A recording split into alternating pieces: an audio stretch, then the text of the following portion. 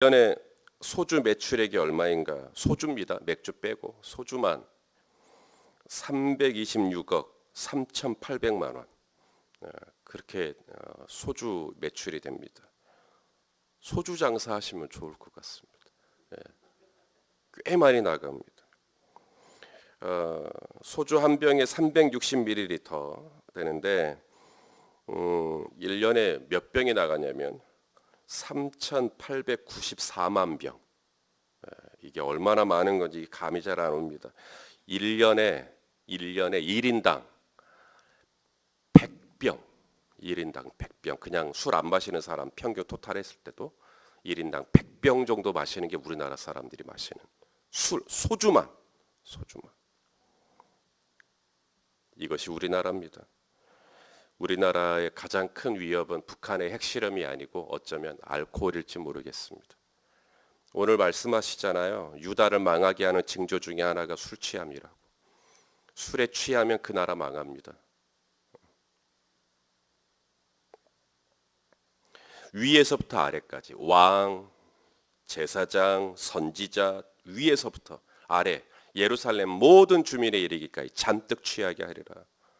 이번에 그 세계보건기구에서 이거 조사할 때 15세 미만의 아이들도 그 음주 경험이 있는지를 조사를 했는데 우리나라에서 청소년 30% 정도 되는 학생들이 15세 미만에 이미 음주 경험이 있는 것으로 그렇게 조사가 됐습니다. 그러니까 저 밑에 있는 아이들까지 다 취하는 겁니다. 다 취하는 거죠.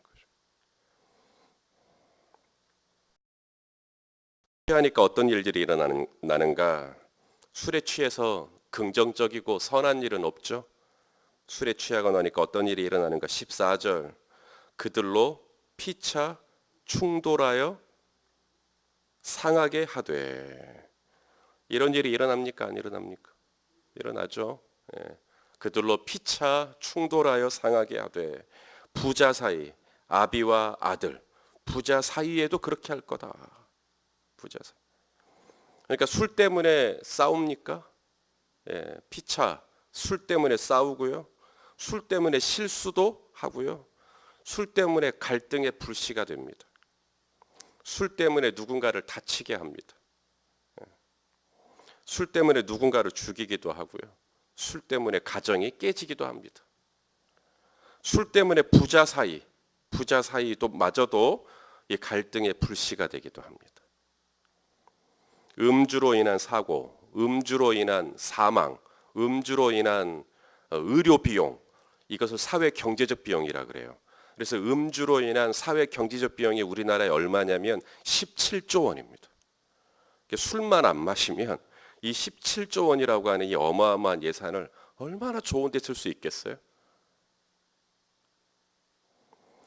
유다가 살 수 있는 길은 없을까요? 이 나라가 살 수 있는 길은 없을까요? 하나님께서 한 나라를 심판하실 때 그 특징 중에 하나가 술 취함입니다. 어린아이까지, 노인부터 어린아이까지 다 취하면 망하는 겁니다. 어떻게 살 수 있을까? 어떻게 하면 망하지 않을 수 있을까? 15절 너희는 들을지어다 그래요. 이제 똑바로 들어야 돼요. 이제 술 안 취했을 때 잘 들어야 됩니다. 자, 뭘 들어야 되는가? 16절 어둠을 일으키기 전에, 아직 어둠 안 왔습니다. 어둠을 일으키기 전에 너희 발이 어두운 산에 거치기 전에 너희 바라는 빛이 사망의 근돌로 변하여 침침한 어둠이 되게 하시기 전에 뭐 해야 돼요? 너희 하나님께 영광을 돌려라. 그러면 살 수 있다 없다? 살 수 있다. 아직 어둠이 시작되지는 않았으니까 이제라도 정신 차리고 뭐 하면 된다고요? 이제 어떻게 살면 된다고요? 하나님께 영광을 돌리는 삶을 살면 너희는 살 것이고, 너희가 하나님께 영광을 돌리지 않으면 술에 취해가지고 죽게 될 거다라는 겁니다. 그러니까 여기다 밑줄을 그어야겠죠. 너희 하나님 여호와께 영광을 돌려라. 그러면 산다. 그러면 여기 저쪽 위쪽에 있는 위정자들, 정치하시는 분들, 이런 분들은 우리나라가 살려면 외교가 좋아야 된다 그래요. 일본과의 관계, 중국과의 관계, 미국과의 관계, 외교가 좋아야 된다 그래요. 틀린 거 아닙니다. 외교 좋아야죠. 근데 성경은 진짜 이 한반도를 붙들고 있는 분은 하나님이라고 말씀하십니다. 하나님께 영광을 돌리면 이 민족이 살 거고, 하나님께 영광을 돌리지 않으면 우리가 제 아무리 외교 관계가 좋아도 안 될 거다. 너희가 말을 구하러 애굽으로 가느냐? 너희가 향유를 구하러 길르앗으로 가느냐? 너희의 구하는 것이 다 소용없는 것이 될 거다. 가장 중요한 건 하나님과의 관계입니다. 하나님이 이 한반도를 붙들어 주셔야 이 나라가 지켜지는 거지. 이런 얘기는 물론 TV에서나 교육에서나 이런 건 안 해요. 이건 오직 교회에서만 할 수 있는 얘기고, 하나님의 일컬음을 받는, 하나님의 이름으로 일컬음 받는 백성들에게 주님이 기대하는 것입니다. 너희가 하나님께 영광을 돌려라. 누가 그 영광을 돌리는 삶을 살겠어요? 교회 다니는 저와 여러분이죠. 그래서 저와 여러분이 정말 애국하는 길이 뭔가, 내가 정말 이 나라를 살리기를 원하는데 이 나라를 새롭게 하기 위해서 내가 해야 될 일이 뭔가. 물론 우리도 자녀들 군대도 보내기도 하고 나름대로 최선을 다하지만, 정말 우리가 이 나라를 애국하는 길은 태국기 다는 것도 좋지만 국경일 날 하나님께 영광 돌리는 삶을 살면 그게 진짜 이 나라를 사랑하는 길이고, 진짜 이 나라가 하나님의 손에 의하여 보존되는 길을 내가 이바지하는 역할이 되는 것입니다. 이해가 되시면 아멘 해주십시오. 그러니까 내가 하나님께 영광을 돌리는 삶을 사는, 하나님이 그렇게 말씀하시잖아요. 너희가 하나님께 영광을 돌리라고. 그러면 이 민족 살 수 있다. 헤롯, 사도행전에 보니까 헤롯이 나와요. 헤롯이 왕이잖아요. 왕이니까 왕복을 입었어요. 아주 근사한 옷을 입었어요. 그리고 딱 이렇게 연설하러 강단에 딱 올라온 겁니다. 빛이 내리니까 조명이 받아서 옷이 바짝바짝바짝바짝 거려요. 그러니까 사람들이 뭐라 그러냐면 와 하는 거야. 와, 헤롯에게 와. 헤롯이 이제 마이크를 잡고 신사숙녀 여러분 딱 이렇게 하는 겁니다. 그러니까 사람들이 와, 신의 소리로다. 신의 소리. 신의 목소리로다. 막 이렇게 막 합니다. 그러니까 헤롯이 기분이 좋아요, 나빠요? 좋아요. 헤롯이 기분이 굉장히 좋아집니다. 그리고 생각을 합니다. 야, 사람들이 다 나 좋아하네. 사람들이 내가 잘나서 그런가 봐. 내가 목소리가 좋아서 그런가 봐. 야, 내가 정말 똑똑해서 그런가 봐. 하나님께 영광을 돌리지 않습니다. 자기가 잘나서 그렇게 된 줄 압니다. 내가 재주가 좋고, 내가 재능이 뛰어나고, 내가 아주 유능하고, 그래서 이 백성들이 나를 이렇게 좋아하나 봐. 성경에 보니까 뭐라고 말합니까? 헤롯이 하나님께 영광을 돌리지 않으므로 죽습니다. 자, 사도행전 말씀을 보겠습니다. 사도행전 12장 22절, 23절, 사도행전 12장 22절, 23절 읽겠습니다. 시작. 백성들이 크게 부르되 이것은 신의 소리요 사람의 소리가 아니라 하거늘 헤롯이 영광을 하나님께로 돌리지 아니하므로 주의 사자가 곧 친히 벌레에게 먹혀 죽으니라. 벌레에게 먹혀 죽었대요. 뭐 개미에게 먹혀 죽였다는 얘기일까요? 바퀴벌레에게 먹혀 죽었다는 얘기일까요? 요세푸스라고 하는 유대인 역사가는 이것을 기록해놨어요. 헤롯이 이날 이 연설하고 나서 갑자기 폭통이 시작됐대요. 5일 동안 끙끙 앓다가 죽었대요. 그걸 성경은 벌레가 죽였다 이렇게 표현을 해놨습니다. 폭통이 갑자기 시작된 겁니다. 갑자기 배가 막 엄청 아파요. 그리고 탈수증이 일어나고 열이 막 펄펄 끓고, 그리고는 5일 동안 끙끙 앓다가 죽어버린 거예요. 근데 무슨 식중독에 걸렸나? 무슨 뭐 어떤 뭐가 잘못됐나? 성경은 그것을 이렇게 얘기합니다. 헤롯이 하나님께 영광을 돌리지 않았기에. 사람들이 막 박수 쳐요. 집사님 멋져요. 목사님 멋져요. 목사님 최고. 그랬을 때 뭐라고 생각합니까? 그래, 내가 좀 하지. 내가 좀 됐지. 하나님께 영광을 돌리지 않을 때 하나님이 곧 칩니다. 바로 칩니다. 그리고 네가 잘나서 된 줄 아냐. 하나님 바로 깨닫게 하십니다.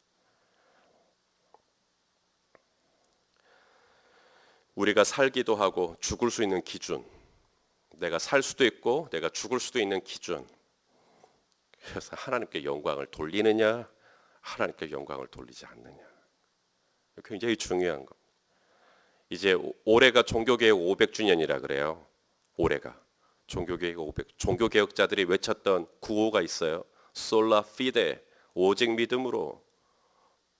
솔라 그라티아, 오직 은혜로. 솔라 글로리아, 오직 영광, 오직 하나님께 영광. 이게 종교개혁자들이 외쳤던 구호입니다. 오직 하나님께 영광. 왜요? 그렇게 하면 살고, 그렇게 하면 교회가 산다는 거예요. 하지만 하나님께 영광, 이게 안 되면 하나님께서 소망이 없다고 말씀하시는 거예요.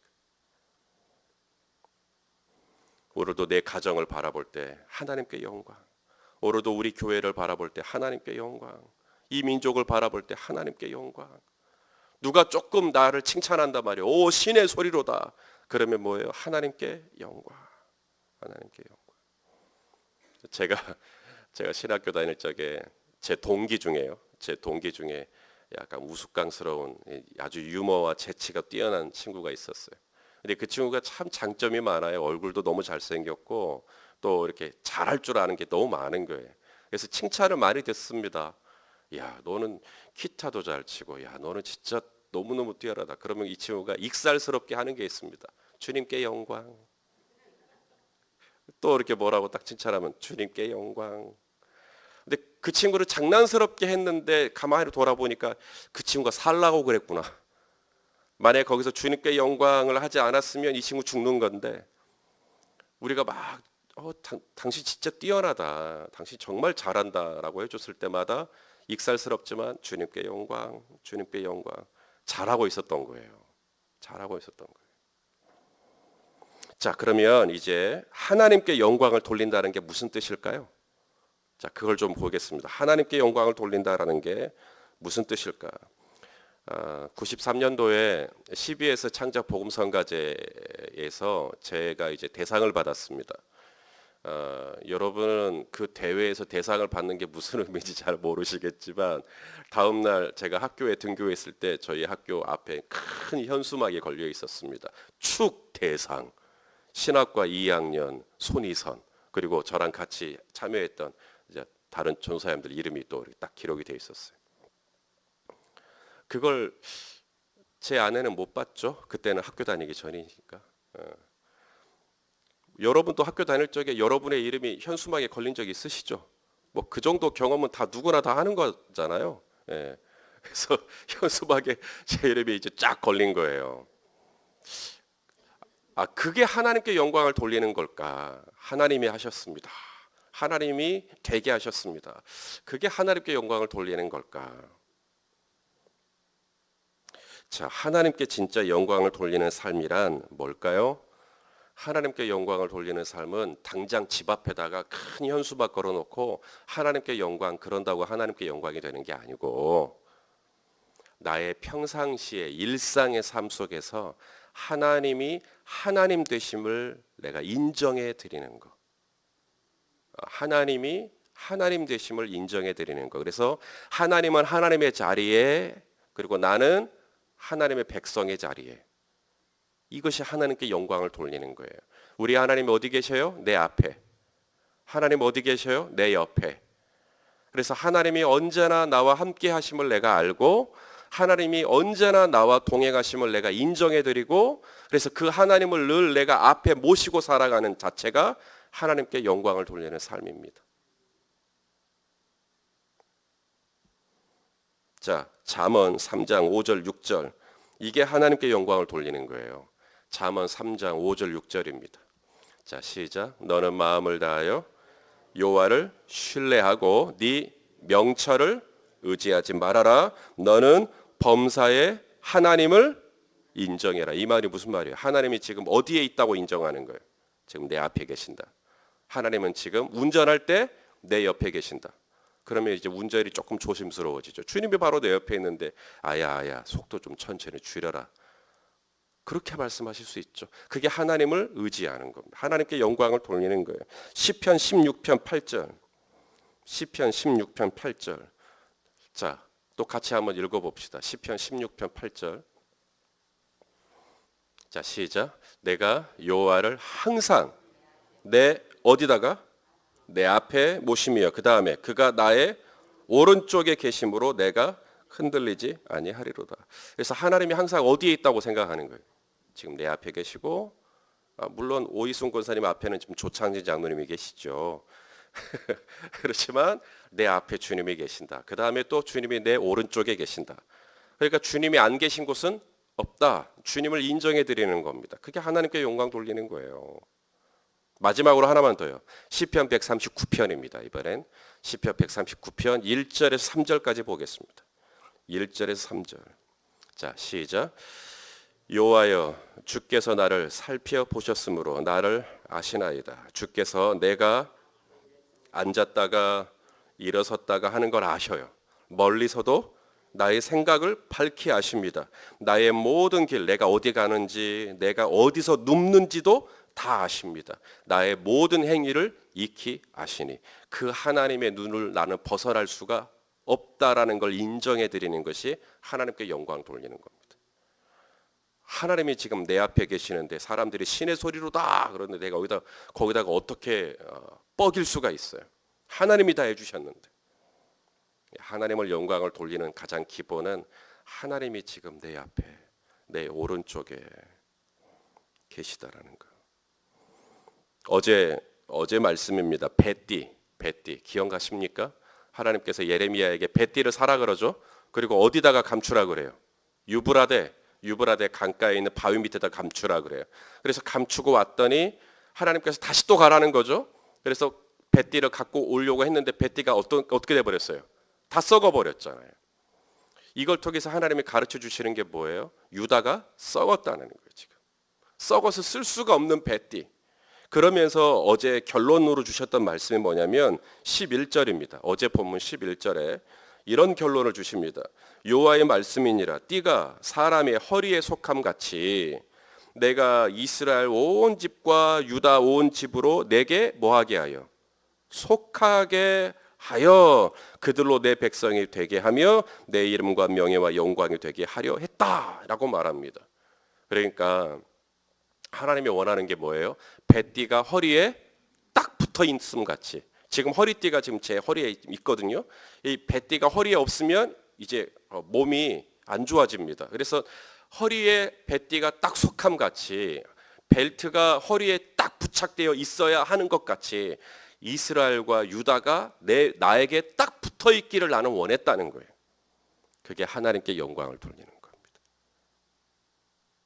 우리가 요한복음 15장에 보면 나는 포도나무여 너희는 가지니 너희가 나를 떠나서는 너희가 아무것도 할 수 없다. 이게 그 말이 지금 여기 11절에 속하여라고 하는 원어하고 동일한 단어입니다. 가지가 포도나무에 속하지 않으면 열매를 맺을 수 없음 같이 뱃띠가 허리에 속하지 않으면 그 뱃띠는 썩어지는 것 같이 뱃띠가 항상 허리에 있어야 돼요. 그래야 그 뱃띠는 썽썽할 수가 있어요. 그런데 우리가 이게 하나님께 속하지 않고 마치 나 혼자서 뭔가 할 수 있을 것처럼 그렇게 할 때 하나님께 영광을 돌리지 않은 삶을 살기 시작할 때 벌레가 먹어버립니다.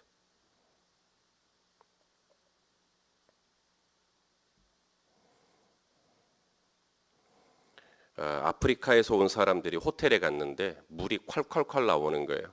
아프리카는 물이 잘 안 나오잖아요. 물이 콸콸콸 나오니까 이분들이 밤새 뭘 했냐면 수도꼭지를 분리했어요. 그래갖고 그 수도꼭지를 갖고 아프리카로 갔어요. 사람들한테 말합니다. 이거 돌려보라고, 물 나온다고. 그래서 사람들이 수도꼭지를 돌립니다. 물이 나오죠? 안 나오죠. 수도꼭지 돌린다고 물 나오는 게 아니라 수도꼭지가 어디하고 접속되어 있어야 돼요? 수원.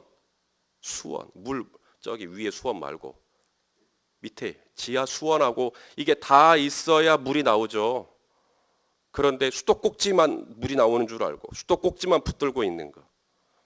하나님께 영광을 돌리는 게 뭘까요?